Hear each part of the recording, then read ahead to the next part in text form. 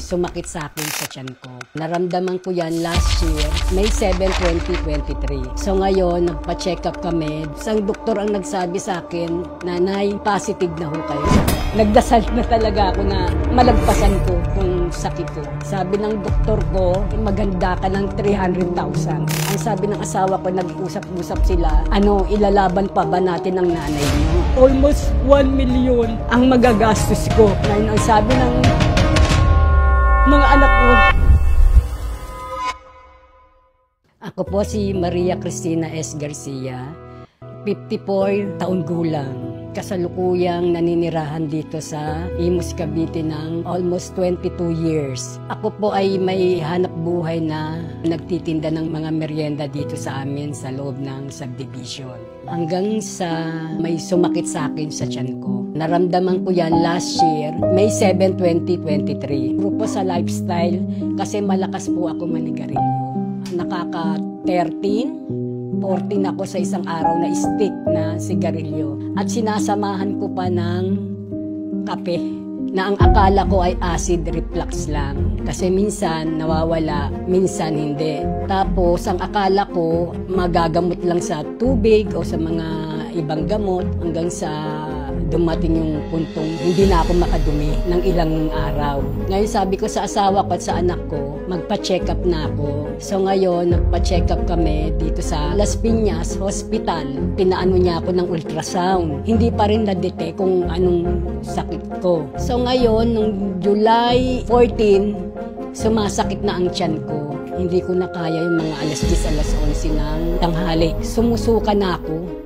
Yung pala ang sinusuka ko parang dumi na. Sa bibig ko na dumadaan. Sinugod na ako dito sa malapit sa hospital sa amin, dito sa may Coastal, South East. Nagpa-check up na lang kami doon kahit mahal. Inadmit na ako. Pagka-admit sa akin, meron silang mga staff na kinuha nila yung kung ano ang findings ng lab ko.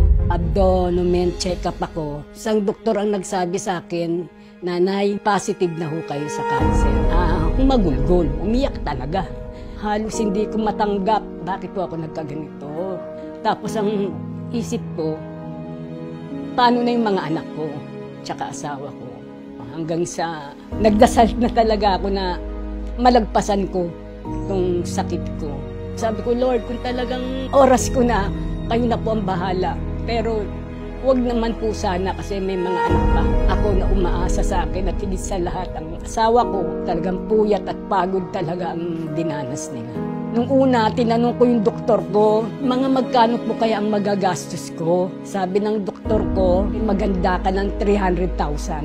Kailangan ay maoperahan ka na. Ang sabi ng asawa ko, nag-usap-usap sila, ilalaban pa ba natin ang nanay nyo? Ngayon, ang sabi ng mga anak ko, hindi natin kakayanin kasi halos almost 1 million ang magagastos ko kasi talagang mahirap.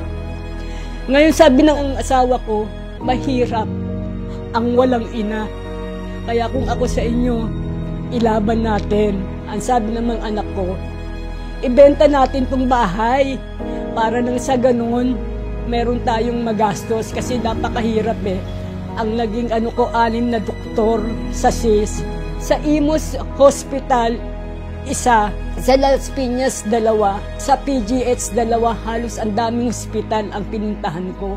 Ngayon ang nangyari, ang sabi sa akin ng mga anak ko, sige pa, kahit anong mangyari, laban tayo. Hanggang sa July 17, birthday ng pangalawa kong anak, ibis nagse-celebrate kami, ibis nagsasaya kami, nasa hospital ako na nakikipaglaban sa sakit. Hanggang sa naging successful naman ang aking operasyon. After 1 week, sabi ko, Dok, magkikimo ba ako? Sabi ng doktor ko, yes, magkikimo ka. Bibigyan kita ng para sa vitamins mo para sa buto at vitamins mo para sa dugo at palalakasin mo ang immune system mo. Kasi nga pag nagkikimo, kailangan malakas ka. So doon pa lang, natatakot na ako kasi iba ang isip ko, nag-negative na talaga ako doon eh. Alam kong panghihinaan ka na ng lakas mo. May nakakasurvive pero limitado na lang. Ang asawa ko kasi, siya ang tagaluto, siya ang taga-malengke. Ako talagang nakahiga. Hanggang 1 linggo, na malengke ako, pinilit ko. doon nga sa suki ko. Hindi nga yan sabi sa akin ng kaibigan ko na suki ko, Ti Christy, ano na nangyari sa'yo? Para ka namang ano na. Sabi niya, hindi sa pag-aano itry mo yung salveyo. Sabi niya, ikaw ang gagawin kong buhay na magpapakatotoo salveyo. Nagdadalawang isip ako kasi nga, paano kung maubos?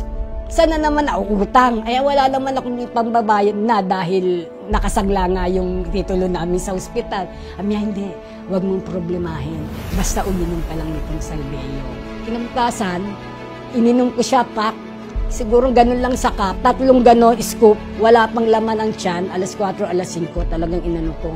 Tinimpla ko. Pinainom ko na. Tagang bumubuhit. Tapos hindi ko pa sinusundan ng tubig kasi tinuruan na din ako. Siya na muna na natili sa ano ko. After 8 or 9, pwede na daw akong mag-almusal. Desididok talaga akong gumaling eh. Sabi niya, bago ka kumain, uminom ka uli ng salveyo.